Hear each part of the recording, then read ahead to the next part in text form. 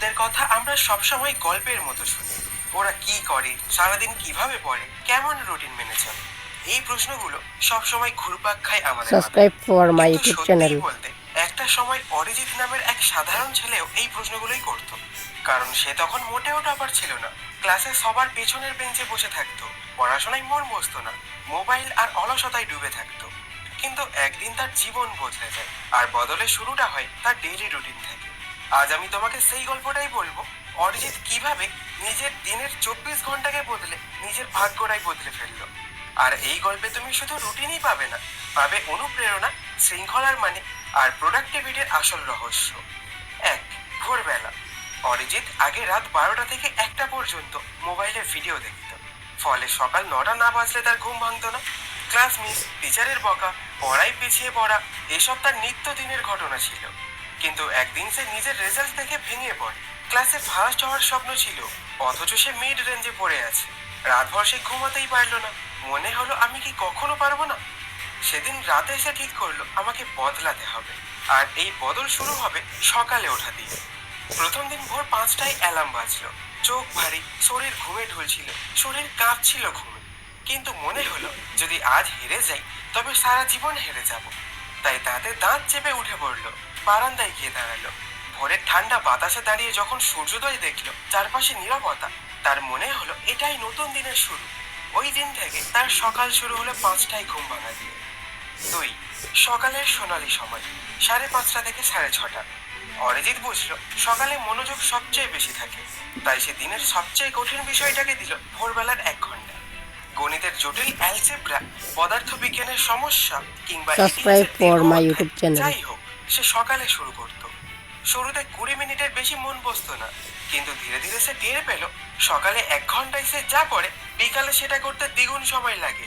সে লিখে রাখলো নিজের ডায়েরিতে, morning hour is equal to magic hour. Subscribe for my YouTube channel. শরীর চর্চা ও এনার্জি, 6:30 থেকে 7টা। আগে সে ভাবতো ব্যায়াম মানেই সময় নষ্ট, কিন্তু একদিন পড়লো একটা আর্টিকেলে ব্যায়াম করলে মস্তিষ্কে রক্ত সঞ্চালন বাড়ে, স্মৃতিশক্তি ও পড়াশোনায় ফোকাস বেড়ে যায়। সে প্রতিদিন 8 ঘন্টা দৌড়ানো, পুশ আপ, কিছু ইয়োগা শুরু করলো। শুরুতে কষ্ট লাগতো, শরীর ব্যথা করতো, কিন্তু 1 মাস পরে সে টের পেল তার পড়াশোনার এনার্জি দ্বিগুণ হয়ে গেছে। সে হাসতে হাসতে বলতো শরীরই ইঞ্জিন, আর ইঞ্জিন ঠিক থাকলে গাড়ি চলবেই। 4, টিফিন ও নোটস, 7টা থেকে 8টা। এই সময়টা সে হালকা টিফিন করত আর হালকা রিভিশন করত।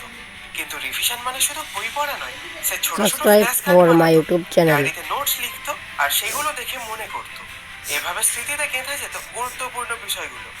5, ক্লাসের পরিবর্তন, টিউশন প্লাস স্কুল, 8টা থেকে 3টে।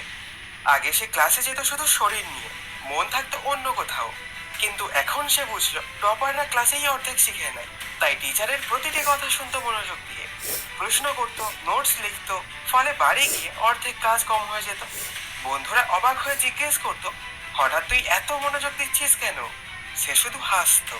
6, দুপুরের বিশ্রাম, 3টে থেকে 3:30।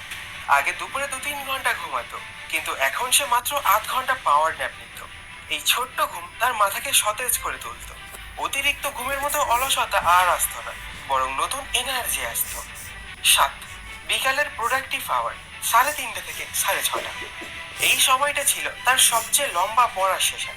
3:30 থেকে 4:30 সায়েন্স, 4:30 থেকে 5:30 অন্যান্য সাবজেক্ট, 5:30 থেকে 6:30 রিভিশন। সে পোমোডোরো টেকনিক ব্যবহার করত, 25 মিনিট পড়া, 5 মিনিট বিরতি। এতে মাথা ফ্রেশ থাকতো, Subscribe for my YouTube channel.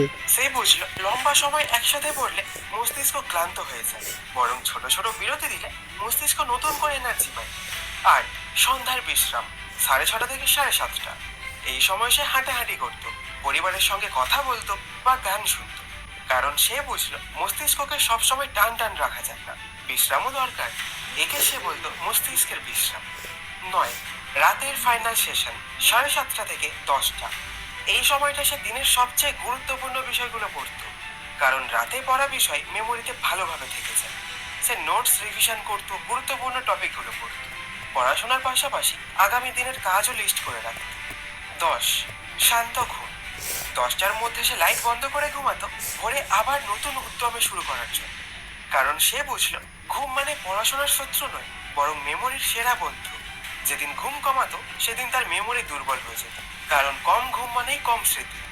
11, ধীরে ধীরে পরিবর্তন, সংগ্রাম ও বাধা। অবশ্যই এই রুটিন একদিনে গড়ে ওঠেনি।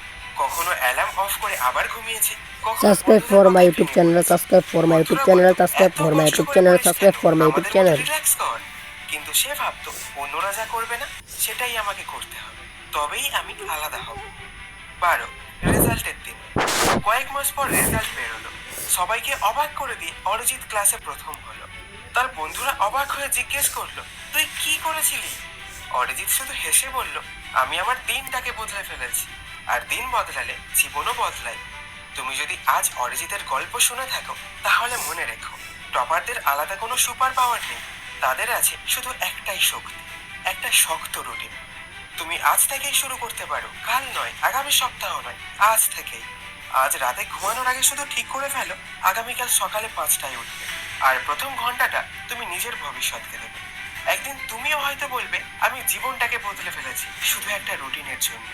তো এই ভিডিওটা যদি একটুও ভালো লেগে থাকে তাহলে একটা লাইক করতে ভুলো না, আর তোমার বন্ধু বান্ধবীকে শেয়ার অবশ্যই করো যাতে তাদেরও হেল্প হয়। আর কমেন্টেও কিন্তু লিখে জানিও এরপর তোমরা কোন টপিকে ভিডিও দেখতে চাও, তাহলে আমি খুব তাড়াতাড়ি সেই টপিকে ভিডিও আনতে পারবো। তাহলে দেখা হচ্ছে নেক্সট ভিডিওতে, তাই ভালো থেকো, সুস্থ থেকো, ধন্যবাদ।